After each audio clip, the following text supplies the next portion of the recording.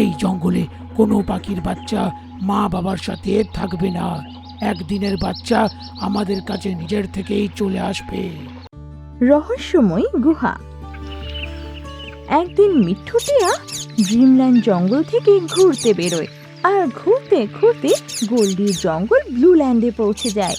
কিছু দূরে একটা গাছের ডালে ও একটা ময়নাকে বসে থাকতে দেখে। ও তখন ওর কাছে গিয়ে বসে। হ্যালো ময়না, আমার নাম মিঠু, আর তোমার নাম? হ্যালো মিঠু, আমার নাম চিঙ্কি। আর তোমাকে তো আগে দেখিনি, অন্য জঙ্গল থেকে এসেছো? হ্যাঁ, ড্রিমল্যান্ড থেকে এসেছি। আচ্ছা কথা বলো তো, এখানে কোনো বাচ্চা পাখি তো দেখছি না, সবাই বড় বড়। সময় আসলে সব বুঝতে পারবে, চাইলে কয়েকদিন থেকে যাও। এখানে আমার কোনো বন্ধু নেই। আর সেই দিনের পর থেকে মিঠু আর চিঙ্কি খুশি খুশি থাকতে লাগে। একদিন চিঙ্কি একটা ডিম পাড়ে, যেটা দেখে মিঠু খুব খুশি হয়। মিঠু, এবার সত্যি কথা বলার সময় এসেছে।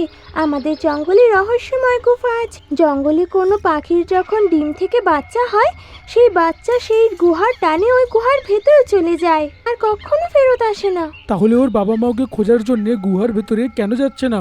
অনেকে তো চেষ্টা করলো, কিন্তু ওই গুহা যাকে চায় তাকেই ভেতরে আসতে দেয়। তাই সেই গুহায় কেউ কখনো ঢুকতে পারেনি, আর রহস্যই থেকে যায়। তাই বলছি, আমাদের বাচ্চা জন্ম নেওয়ার আগে এখান থেকে চলো। আমরা কোথাও যাব না, আমাদের বাচ্চা আমাদের সাথেই ভালো থাকবে, তুমি চিন্তা করো না।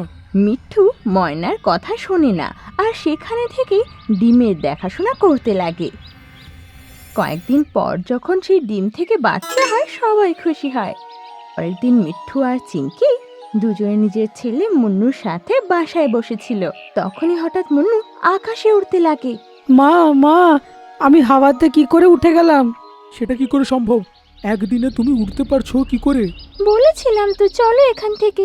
মিঠু কিছু বুঝতে পারতো তার আগে মুন্নু সেই গুহার দিকে উড়তে উড়তে যায়, আর দুই মা বাবা ওর পিছু নেয়। মুন্নু, বাবা তুই এখানে থেকে যা, ওখানে যাস না। বাবা, আমি নিজেকে সামলাতে পারছি না, আমি ইচ্ছে করে ওইখানটাতে যাচ্ছি না। মুন্নু সজোরে সেই গুহার দিকে চলেই যাচ্ছিল, আর দুজনে ওর কাছে যেতে পারছিল না। মা, বাঁচাও আমাকে। আর মুন্নু সেই গুহার নীল আলোয় অদৃশ্য হয়ে যায়। মিঠু আর চিঙ্কি সেই গুহার সামনে পৌঁছতে সেই গুহাতে ঢোকার চেষ্টা করতে লাগে, কিন্তু ওরা আঘাত খেয়ে মাটিতে পড়ে যায়। এটা কি হলো? আমরা ভেতরে যেতে পারছি না কেন? আজকের জন্য তো তোমাকে বলছিলাম এখান থেকে চলো, আর কে আমরা কখনো পাবো না, আর কখনো ওকে বাঁচাতে পারবো না। এই জঙ্গলে কোনো পাখির বাচ্চা মা বাবার সাথে থাকবে না। একদিনের বাচ্চা আমাদের কাছে নিজের থেকেই চলে আসবে। তুমি কে, আর এই গুহার রহস্য কি? আমাদের বাচ্চাকে তুমি নিয়ে যাচ্ছ কেন? এই গুহাতে আমাদের ইচ্ছে ছাড়া শুধু সিংহের পরিবারটাই আসতে পারে। গুহার রহস্য জানতে গেলে সিংহের কাছে যাও, যে আমাদের বাচ্চা কেড়ে নিয়েছিল। সবার বাচ্চা এইভাবে চলে যাবেই। এইভাবে মিঠু আর চিঙ্কি গোল্ডির কাছে যায়। গুহার ভেতরে আমি যেতে পারবো না। ওর রহস্য ফাঁস করতে গিয়ে আমি নিজের প্রাণ বিপদে ফেলবো না। যা, ভাগ এখান থেকে। তখন দুই মা বাবা গোল্ডির কথা শুনে চিন্তিত হয়ে ড্রিমল্যান্ড জঙ্গলে শের খানের কাছে যায়। ও, এই যদি ব্যাপার, আমি ওই গুহার ভিতরে যাব, ওর রহস্যর সমাধান করবই। শের খান ওদের সাথে গুহার কাছে যায়, আর ওর ভেতরে ঢুকে পড়ে। গুহার ভেতর ঢুকে দেখে যে ওর ভেতর খুব সুন্দর জঙ্গল আছে, আর সামনে একটা তোতা আর ময়না বসে থাকতে দেখে, যে খুবই সুন্দর আর বড় ছিল। আমাদের জঙ্গলের পাখির বাচ্চাগুলোকে কেড়ে নিয়ে কি পেতে চাও তুমি? তোমার রহস্যটা আসলে কি? তুমি সেই সিংহ নয়, সেটা অন্য কেউ ছিল। হ্যাঁ, এখানকার রাজা আমি নই, ড্রিমল্যান্ড থেকে এসেছি। কিন্তু তুমি তোমার সমস্যা আমাকে বলতে পারো। একে রহস্যময় বলা হয় কারণ এখানে আমাদের মতো ছাড়া কেউ আসতে পারে না। এখানে আমাদের মতো পাখিরাই থাকে, কিন্তু আমাদের দুর্ভাগ্য যে বাঘ সিংহের প্রজাতি এখানে নিজের ইচ্ছে মতো আসতে পারে। একদিন আমরা নিজের বাচ্চার সাথে খেলছিলাম, তো সেই বাঘ এসে যায়, আর ওর আমাদের বাচ্চা এত পছন্দ হয় যে মুখে নিয়ে চলে যায়। আমরা এখান থেকে বেরোতে পারি না, তাই আমরা ওকে বাঁচাতেও পারিনি। আর সেই দিন থেকে জঙ্গলের সব বাচ্চাদের আমরা চুরি করতে শুরু করি। ও, তোমরা কিন্তু এটা ঠিক করছো না। আমাদের বাচ্চা তো কখনো ফিরে আসবে না, তাই ওর জঙ্গলের কোনো মা বাবা কখনো তার বাচ্চার সাথে থাকবে না। এটা শুনে শের খান সেখান থেকে বেরিয়ে আসে আর সব পশুদের নিয়ে গোল্ডির কাছে যায়। গোল্ডির এই কাজ দেখে সবাই খুব রেগে যায়। গোল্ডি, তোর কর্মের ফল সারা জঙ্গল ভুগছে। একটা ছোট্ট টিয়ার বাচ্চাটাকে খেতে তোর লজ্জা করলো না? তা নয় শের খান, আমার মাসির তোতা খুব পছন্দ ছিল। সে আমাকে বলেছিল নিজের জঙ্গলের সব থেকে ভালো টিয়াকে তার কাছে পাঠাতে। একদিন আমি শিকারের খোঁজে গুহাতে ঢুকে পড়লাম, আর ওদের বাচ্চাকে পছন্দ হলো আমার। এখন সে কোথায়? তাকে খাঁচায় আটকে রেখে আমি মাসির কাছে পাঠিয়ে দিয়েছি। আজ সন্ধে হওয়ার আগে ওকে নিয়ে গুহার ভিতরে আসবি তুই, না হলে তোকে আমার সাথে মোকাবিলা করতে হবে। তাই সন্ধে হওয়ার আগেই গোল্ডি সেই তোতার বাচ্চাকে নিয়ে গুহার সামনে চলে আসে। মন্টু, এই তোতাটাকে ছেড়ে দে। শুনে মন্টু সেই খাঁচার দরজা খুলে পাখিটাকে মুক্ত করে। গোল্ডি, এখন তুই এর সাথে গুহার ভিতরে যাবি আর ওর মা বাবার কাছে ক্ষমা চাইবি। যা তুমি বলো শের খান। আর গোল্ডি পাখির সাথে সেই গুহার ভেতর ঢোকে। আর টিয়া আর ময়না নিজের বাচ্চাকে দেখে খুব খুশি হয়ে যায়। বাচ্চাও ওদেরকে পেয়ে খুব খুশি দেখাচ্ছিল। আমাকে ক্ষমা করে দাও টিয়া আর ময়না, তোমাদের সাথে আমি একদম ভালো করিনি। আমার জঙ্গলের পাখিদেরকে ছেড়ে দাও। আমরা ক্ষমা করলাম তোমায়, আর এখন সব বাচ্চাদের মুক্ত করলাম, কারণ আমরা জানি এর মা বাবারাও আমাদের মতনই এতদিন কষ্ট করছিল। আর কিছুক্ষণের মধ্যেই গোল্ডি বাকি পাখিদের সাথে গুহা থেকে বেরিয়ে আসে। মিঠু, চিঙ্কি আর বাকি পাখিদের মা বাবারাও বাচ্চাদেরকে পেয়ে খুব খুশি হয়। হ্যাঁ, খুব ভালো গোল্ডি। এখন থেকে একটা রাজার মতন থাকবি, এরকম ভুল আর করবি না। তারপর সবাই নিজের নিজের ঘর চলে যায়। আর তারপর থেকে গোল্ডির জঙ্গলেও পাখিদের মধুর আওয়াজ চারিদিকে ছড়াতে লাগে। জানি না আমার জঙ্গলে কার নজর লেগে গেছে, রোজ কোনো না কোনো জানোয়ার মরে যাচ্ছে। কিন্তু শের খান, আমি একটা বাগানের নাম শুনেছি। যেই যেই জানোয়ার উধাও হয়েছে তারা সবাই ওই রহস্যময় দরজার ব্যাপারে কথা বলতে পাওয়া গেছে।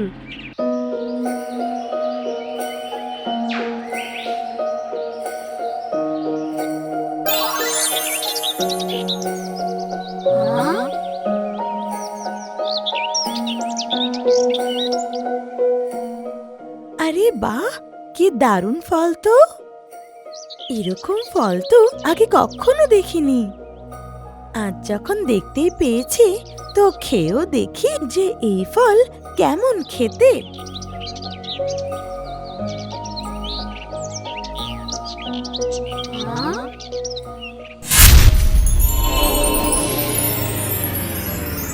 আরে এটা কি হচ্ছে? আহ, আহ, আহ, আহ, আহ!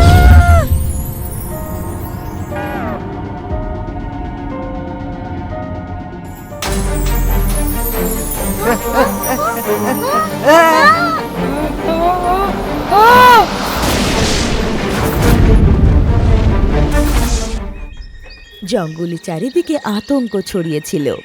সব পশু যেন চিন্তায় ছিল।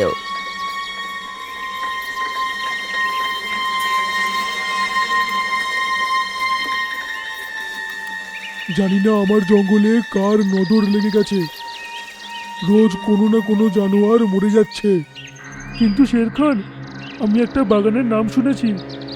যেই যেই জানোয়ার উধাও হয়েছে তারা সবাই ওই রহস্যময় দরজার ব্যাপারে কথা বলতে পাওয়া গেছে। আমার মনে হয় তারা ওইখানেই গিয়ে থাকবে। কিন্তু ওই সব জানোয়াররা বুদ্ধিমান। রামু হাতি, ছোট্ট হরিণ, মোটু বাঁদর আর বাঘিরা সবাই রহস্যময় দরজার ব্যাপারেই জানতো। তাহলে ওইখানে যাওয়ার সাহস কেন দেখাবে? এই রহস্যময় দরজাটা আবার কি? রহস্যময় দরজা কালো পাহাড়ের কাছে। ওটার পারে কিচ্ছু দেখা যায় না, শুধু চমকানো আলোই দেখা যায়। যে ওর ভেতরে একবার গেছে সে আর ফিরে আসেনি। আমাদের বড় জানোয়ারের উধাও হওয়ার খবর গোল্ডি কিন্তু পেয়ে গেছে। সে যে কোনো সময় নিজের ভাইয়ের সাথে মিলে আমাদের ওপরে আক্রমণ করবে। আপনি দুটো সিংহর মোকাবিলা কি করে করবেন? একটা রাজা হওয়ার অনুযায়ী হার মানাটা মানায় না। আমি শেষ মুহূর্ত অবধি লড়াই করব। মিঠু টিয়া এটা শুনে খুব চিন্তায় পড়ে যায় আর বাকি জানোয়ারদের খোঁজার জন্য সেই রহস্যময় দরজার দিকে উড়ে যায়। তখন দেখে যে নিচে কালু ভালুক গোল্ডির সাথে কথা বলছে। কি এই কালো ভাল্লুক আমাদের শত্রুর সাথে কি কথা বলছে? গিয়ে জানতে হবে তো। গোল্ডি মহারাজ, আপনার বলার মতন আমি জঙ্গলের সব জানোয়ারদের ভুলিয়ে ভুলিয়ে ওই দরজার ভিতরে ঢুকিয়ে দিয়েছি। এটাই ভালোই সুযোগ আক্রমণ করার। শের খান এখন একলা, ও হেরে যাবে আর আপনি রাজা হয়ে যাবেন। কি যদি তাই হয়, আমি তোমাকে ওই জঙ্গলের সেনাপতি বানিয়ে দেব। তার মানে হলো কালু গোল্ডি বাঘের সাথে মিশে আছে। এই ব্যাপারে শের খানটা জানা উচিত। তখনই মিঠুর পেছন থেকেও কারোর আওয়াজ শুনতে পায়। কি শুনছো বাচ্চা? ও পেছন ঘুরে দেখে তো গোল্ডির জঙ্গলের ঈগলকে দেখতে পায়। গোল্ডি রাজা, এই মিঠু আপনাদের কথা শুনে নিয়েছে। এই ধরো কি। এটা শুনে মিঠু ভয় পেয়ে যায় আর উড়ে সোজা পাহাড়ের দিকে যেতে লাগে। ঈগল ওর পেছন করতে লাগে। হে ভগবান, একটু রাস্তা দেখাও, না হলে এই ঈগল আমাকে ধরে ফেলবে। তখনই ও দেখে যে সামনে একটা সোনালী দরজা চকমক করছে। আরে বাহ, এটা তো ওই দরজাটাই যার ব্যাপারে সবাই কথা বলে। এর ভেতরে ঢুকে পড়ি। হ্যাঁ, এটা বলে ও নিজের পাখনাকে আটকায় না আর ওর ভেতর ঢুকে যায়। আরে বাহ, এটা তো দারুণ হলো, ও আর কখনো ফেরত আসবে না। এটা বলে ও গোল্ডি আর ভালুর কাছে উড়ে চলে যায়। ভিতরে যাওয়ার পর অনেকক্ষণ অব্দি মিঠু কিচ্ছু দেখতে পায় না। আর তারপর যা দেখলো, তারপর মিঠুর চোখ হাঁ হয়ে গেল। সেটা একটা অপূর্ব জঙ্গল ছিল।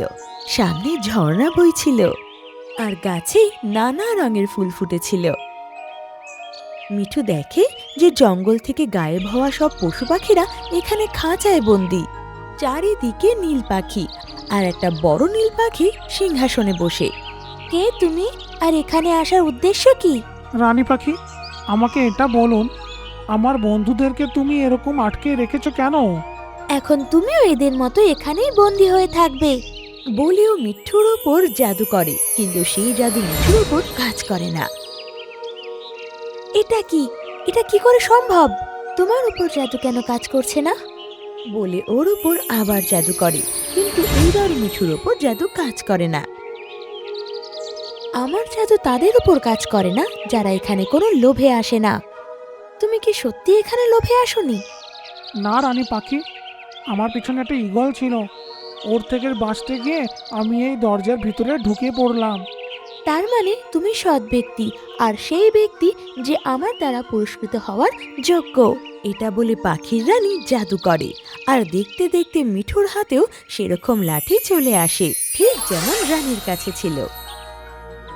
ধন্যবাদ পাখি, কিন্তু এই মুহূর্তে ডান্ডার জায়গায় আমার বন্ধুদেরকে প্রয়োজন। আমাদের জঙ্গলে আক্রমণ হতে চলেছে, আমার নিজের জঙ্গলকে বাঁচাতেই হবে। ঠিক আছে মিঠু, এরা আসলে লোভের কারণে এসেছিল, আর তাই তাদের কোনোদিন ছাড়তাম না। কিন্তু তুমি যেহেতু বলছো, তাই আমি এদেরকে ছেড়ে দিচ্ছি। এটা বলে পাখির রানী সব পশুদের খাঁচা থেকে মুক্ত করে।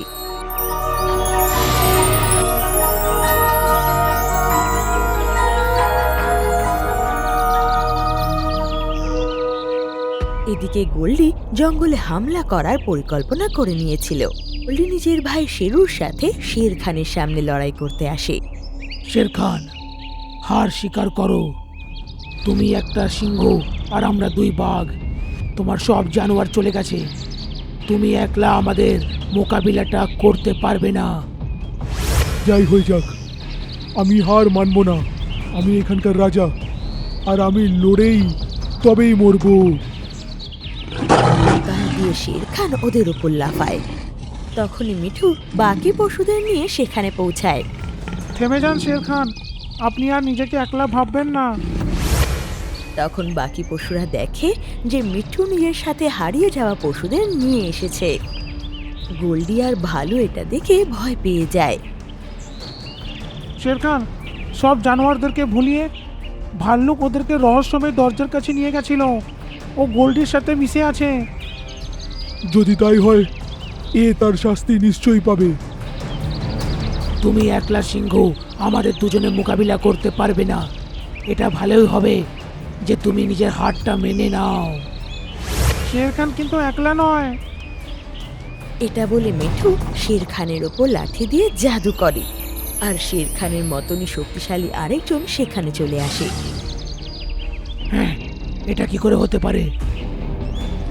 এখন দুজন শের খান ওদের উপর হামলা করে, আর অনেকক্ষণ লড়াইয়ের পর গোল্ডি আর ওর ভাই হাঁপিয়ে থেমে যায়, আর ওরা হার মেনে নেয়।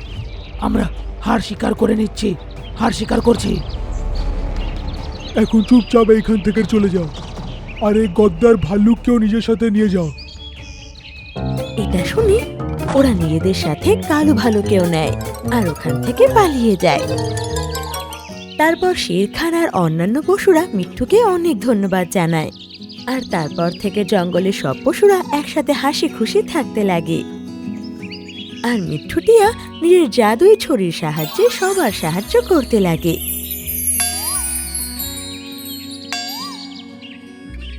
সেই রহস্যময় দরজা আজও খোলা আছে।